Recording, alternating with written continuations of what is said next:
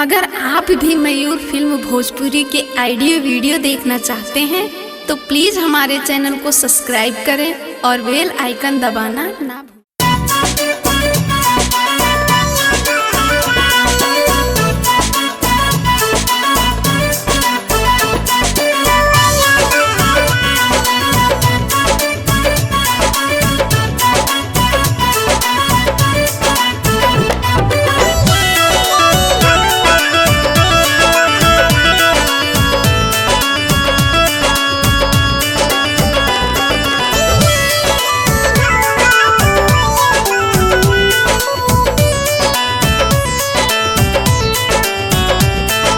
बलिया देवरिया से बच के आयु चाल चलत झमकौआ तू अइहा बहराइश। बलिया देवरिया से बच के आयु चाल चलत झमकौआ तू अइहा बहराइश। बिगाड़ देई भौआ तू अइहा बहराइश। बिगाड़ देई भौआ तू अइहा बहराइश। बलिया देवरिया से बच के आयु चाल चलत झमकौआ तू अइहा बहराइश। बलिया देवरिया से बच के आयु चाल चलत झमकौआ तू अइहा बहराइश। बिगाड़ देई भौआ तू अइहा बहराइश। बिगाड़ देई भौआ तू अइहा बहराइश।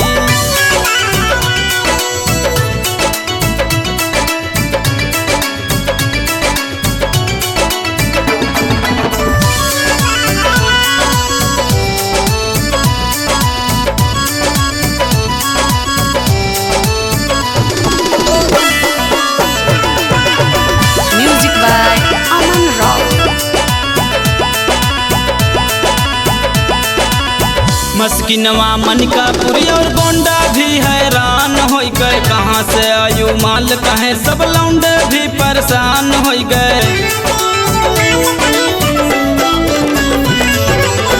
मस्किनवा मनिकापुरी और गोंडा भी हैरान हो गए। कहाँ से आयु माल कहे सब लौंडे भी परेशान हो गए। छतिया के ओढ़नी बांध कमर ना घूमो पूरा गौआ तू अइहा बहराइश। छतिया के ओढ़नी बांध कमर ना घूमो पूरा गौआ तू अइहा बहराइश। बिगाड़ देई भौआ तू अइहा बहराइश। बिगाड़ देई भौआ तू अइहा बहराइश।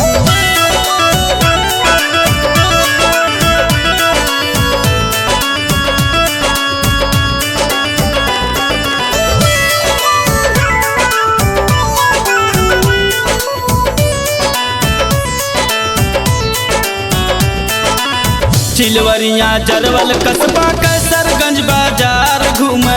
ना जायू बौड़ी वहाँ के बुढ़वो भी बौरान झूमे। चिलवरिया जरवल कस्बा कैसरगंज बाजार घूमे।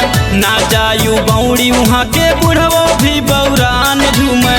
मीठी ना बात करो सब माल कहे चपकौआ तू अइहा बहराइश।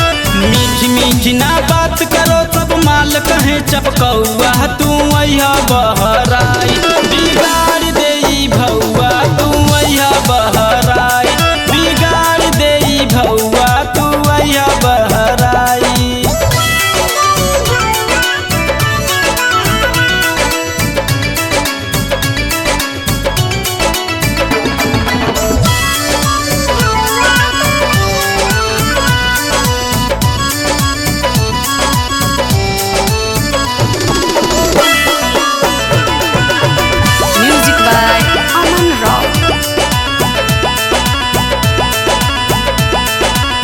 मिहपुरवा सर्रा उर्रा ननपारा भर्राई जई है। देख डिजाइन लचक मचक कोई काहे ना पगलाई जई है।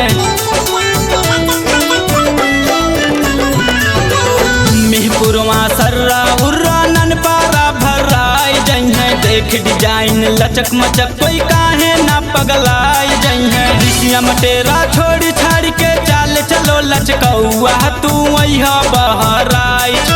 ऋषिया मटेरा छोड़ छाड़ के चाल चलो लचकौआ तू अइह बहराई।